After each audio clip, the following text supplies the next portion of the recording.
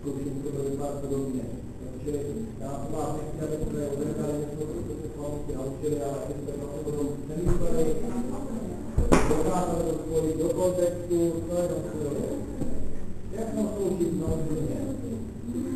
Tak některové, my jsme právě viděli, že oni byli zkoušené zvykládní teorie, žádné člověka literatury se dostaneme k tomu, co to je vykládá drama, to musíte umět poznávat do smrti, aby se těm různým dokázali vysvětlit, tak se to bylo jednou za 50 let učit.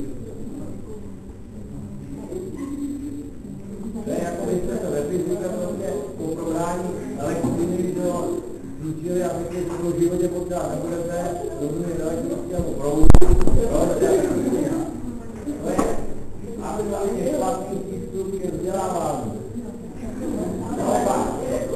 Základně je to, že nikdy vlastně nejste schopni říct, co v životě budete potřebovat, třeba zrovna tu kapitolu elektrické proudu budete jednou. A pak se budete vidět do hlavy, jak je to možné.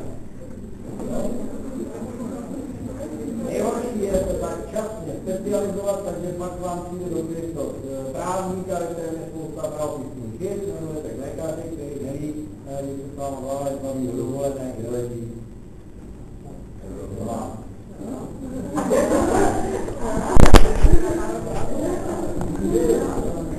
Buda. To je skandál.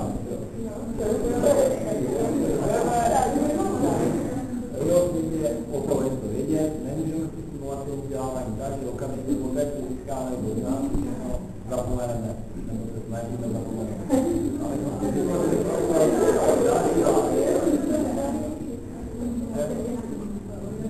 nějaké dotazy? Prosím vás, kde leží ten Buda?